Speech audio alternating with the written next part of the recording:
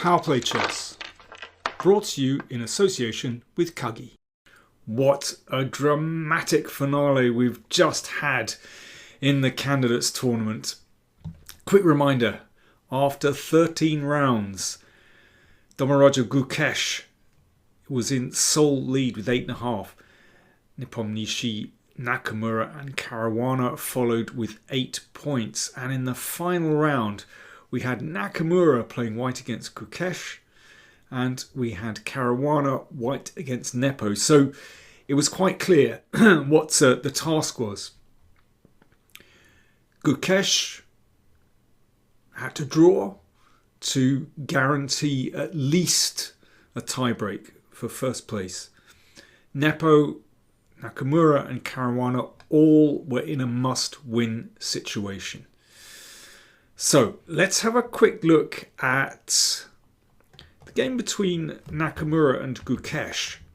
So Nakamura had white. Gukesh played the Queen's Gambit accepted, so that kind of keeps things under control. And somehow Nakamura seemed a little bit surprised by this opening. Certainly what he produced against it gave him absolutely nothing. So I'm just going to zip through these first few moves and see where we're at. You can see already we have a position where Gukesh has a solid blockade on this square. And just such a stable position. And very shortly we had more simplifications, because here Gukesh decided, okay, I'll take that pawn, and actually pretty safe pawn, although Nakamura had the two bishops. Very comfortable position for black. So now I'm going to switch over to the game between Fabiano Caruana and Jan Nepomniachtchi. So both these players in a must-win situation. Of course, more difficult for Nepo as he's playing with black.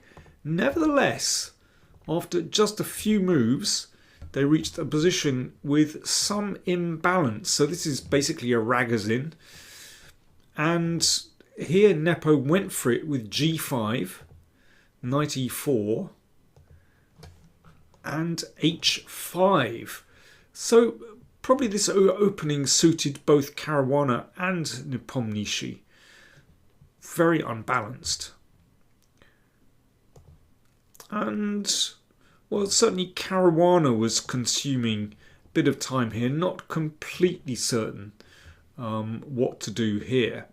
I mean, it's a really interesting position with, strange pawn structure. And where are the kings going to go? Well, unlikely that black's king will go to the king's side, but it's going to take some time to head to the queen's side. White's king could go queen side, could stay on f2. Let's see what happens. Bishop d3. And indeed, castle's queen side, that seems to be the safest spot for the king. And f4. Be careful, f5 will win a piece. So bishop g4, that's a nice square for the bishop. Knight f3. Queen e7, so Nepo looking to get the king to safety. But Caruana with this move seized the initiative. So you can see the centre is breaking open and black's king is still in the middle. So we know how dangerous that is. An exchange of pieces. So Nepo keen to try to simplify. And takes here. Interesting moment. I mean, there are big choices for both players. I mean, this is quite a long game, so I'm kind of skirting over some of these big decisions. So, for example, here looks very nice for white. That's a big centre. However, after castle's queenside, this centre could come under attack very easily. Perhaps knight f6, perhaps knight b6. The king will stay there. You can see there's a certain amount of pressure. And don't forget that passed pawn as well. So Caruana played bishop takes. And pawn takes pawn on f4, g4 exploiting the pin. And watch out for d5 because that will hit the rook. So castles. And now instead of taking on h5, well, that's fine for black. I mean, that's a very stable square. So Caruana just played d5. And of course, c-pawn is pinned. And that starts to break through to black's king. Having said that, neither king is very safe. You know, white's king could be better. Be better on a1, for example. And here is where Nepo decided to go for it with h4. So this just unbalances the position because Caruana always has to take care of this h-pawn. So pawn takes c6, knight c5. And already Nepo is in some trouble. Now watch out for a big check here. So king b1 and b6, very strange position. But white is obviously better. And here Caruana played optically a very attractive move, rook d7.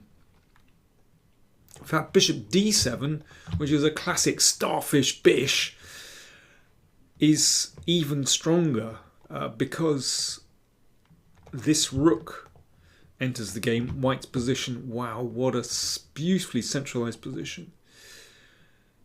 This is very, very good for white. For example, here and b4. So that just wins a piece. And actually, you know, this pawn, well, it's a bit scary, but white has it under control. But rook d7 just looks really attractive as well. I mean, that has to be taken. Oh yeah, here's the nice point. If knight takes c7 is a winning move. So rook takes and queen d4. So that has dragged black's rook over. Of course, that was on prise. Knight takes, and now this pin is really nasty. Queen c5. Now, white has to take care, of course, because if, well, let's say queen c5, if you take this, then that pawn is going to go through. So it's not that simple to win this position. White is doing very well, but Nepo somehow managed to keep the position complicated. Queen back, h3. I mean, white has such beautiful control here. Wonderful pin. If white can collect that pawn, then it is simply game over. But Nepo just about kept things murky here. Bishop e4 looks incredibly strong because white is going to play queen d5. But a5, great defense for Nepo after queen d5, king a7.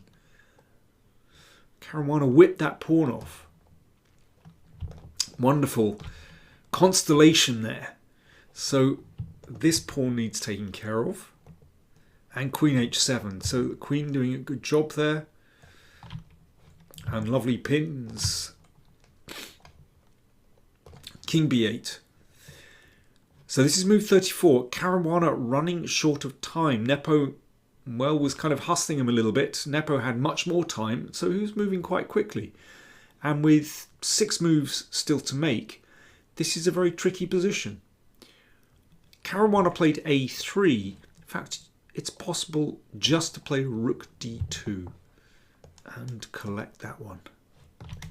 That would be simplest. But a3, and now queen e5. There are lots of ways to mess up this position. So, yeah, I mean, you can't take on d7 because rook takes d7. Still got to watch this pawn. Queen h6 by Caruana. That looks pretty good because it's looking at the b6 pawn. If the knight moves, then queen takes b6. So that keeps things under control. Queen c7, so the queen had to go back again. G5 by Caruana. Rook D2 is still a very attractive move.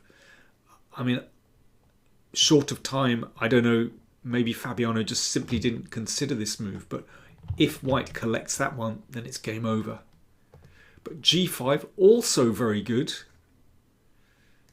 So this pawn looking pretty strong. Rook H1, there we go, he's looking to collect the pawn. Knight C5. So this is move 38, Knight C5. And Caruana played his next move really quickly. Well, he had to because he was so short of time. The cleanest win is Bishop C2. So you can see that bishop just controls all the squares here. On the next turn, white will play G6, securing the pawn. And then the H-pawn drops and it's game over. But Caruana lashed out Bishop H7. It's very tempting to play a forcing move. If the rook moves away, then again, white is just going to collect this pawn and it's game over. But Caruana had obviously overlooked rook takes pawn. So giving up the rook, getting the bishop, and this is move 40. So they've made the time control. They get half an hour added to the clock and they get 30 seconds increment per move. Caruana's king is in check. Now, he's not going to step out to C1 because there'll be some very nasty check. So, does the king go to A2 or does it go to A1? Which is best? Okay, time for you to have a think and I'll have a drink.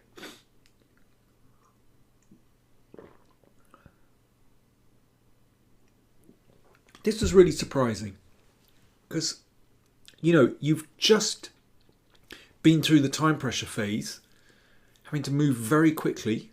You know, obviously your nerves are jangling. You need time to calm down. And Caruana thought for only 2.5 minutes here and played King A1. Mistake. King A2 is the best move. This is winning. So after check, King A1, there's only one check, Knight B3, and then King B1. Now if the knight checks, then the king can just come out and that's fine. So Queen H7, King A2, I know this is very delicate stuff, Queen F7, and now here's the trick. In fact, white does not need to step out of the line of the queen, and after rook takes H2, there's no good discovered check. I'll leave you to check that one, but white is winning this position. Okay, for example here, King B1, and the king is safe. There's no check for the queen, and with the king rather exposed, I mean that's basically end of the game. But Caruana, he moved too quickly. He played King A1. It's incredible. And he must have just overlooked this move, Queen C2. And here's the trick. If white collects that pawn, this is just a draw. Knight B3, Knight C1. Can't be taken. Queen is hanging. King A1. Perpetual check. So King A1, Queen C2, Queen G8 check. King A2, okay, the queen controls this diagonal, that's very nice. A4, excellent move. So that keeps white's king locked in. F4. Now, Caruana is still pressing with white. Incredibly, there is a way for black to draw here. Nepo didn't find it. He played Knight B3.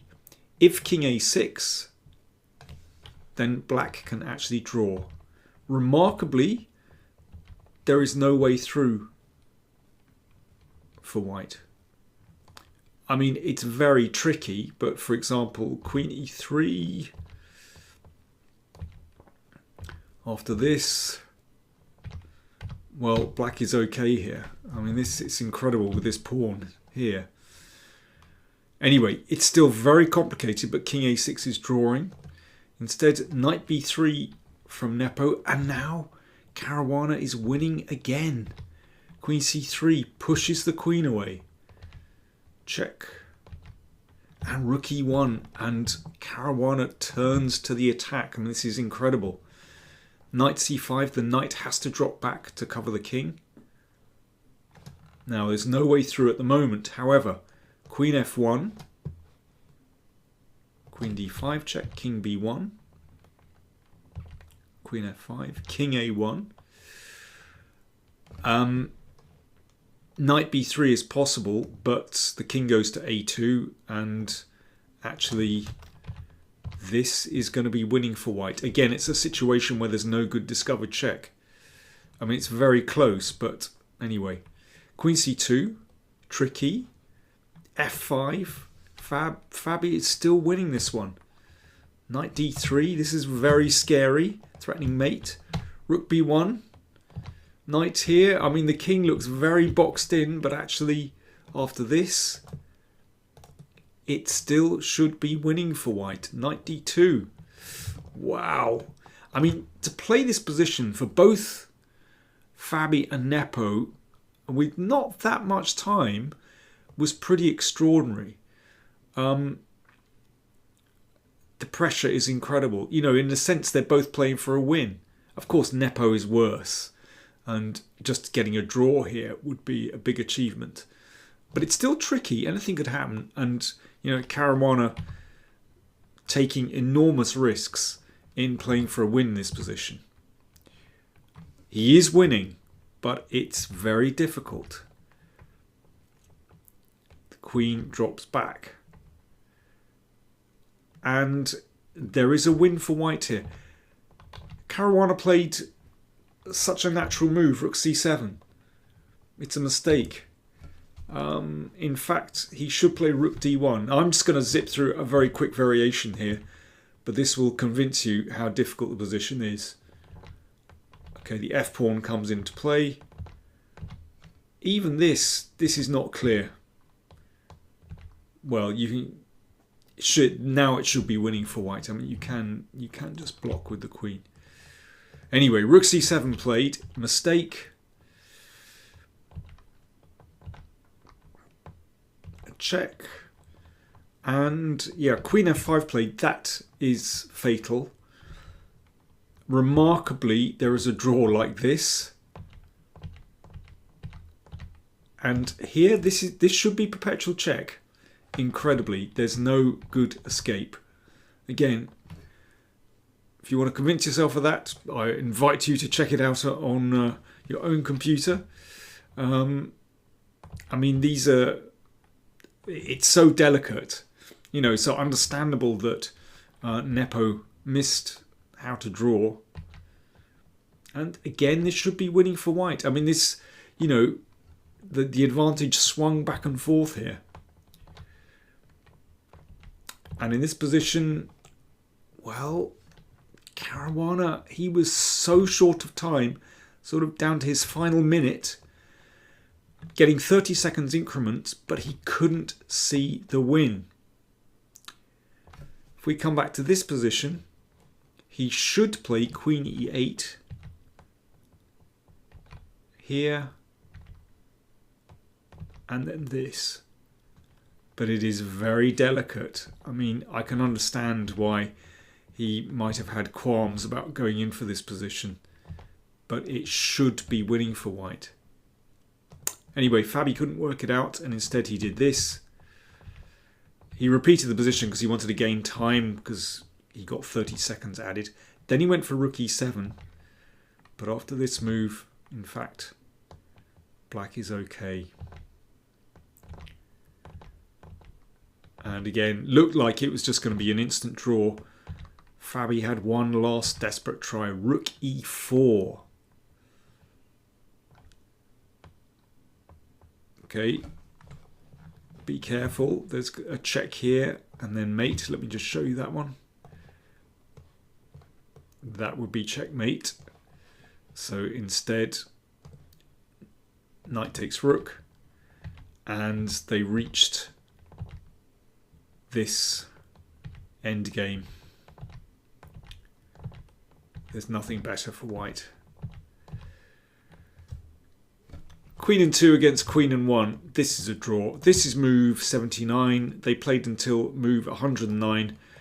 Caruana's made no significant progress, and he offered Nepo a draw, which was taken. So that meant that neither player could catch up with Gukesh. And indeed, Gukesh played so soundly. Now, I left the game around about here. But actually, Gukesh played it so solidly. Caruana made no progress whatsoever. I mean, in this position, Gukesh is a pawn up, but a very stable position. Good choice of opening for this final game. And, well, in this endgame, Nakamura had no advantage with white. He's a pawn down, and Gukesh played very solidly, and they finally ended up in this position. Nakamura tried hard, and he simplified down to king versus king.